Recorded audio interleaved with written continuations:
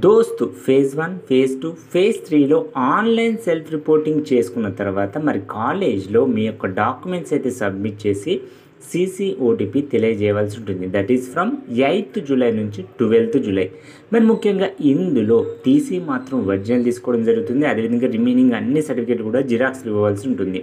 ముఖ్యంగా 10th class మేము, intermediate marks మేము, next study and bonafide conduct certificate, next ఒకవేళ మీరు బీసీ, ఎస్సీ, ఎస్టీ కేటగిరీ చెందినట్లయితే క్యాస్ట్ సర్టిఫికేట్ కూడా తీసుకెళ్ళాలి.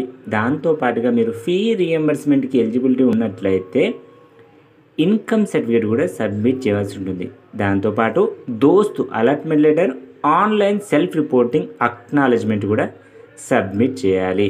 వీటితో పాటు ఏదైనా అదనంగా ఉన్నట్లయితే బ్రిడ్జ్ కోర్స్ కావచ్చు, స్పెషల్ కేటగిరీ కావచ్చు, మైగ్రేషన్ కావచ్చు, ఈక్వాలెన్స్ సర్టిఫికేట్స్ కూడా మీరు కాలేజీలో సబ్మిట్ చేయవలసి ఉంటుంది.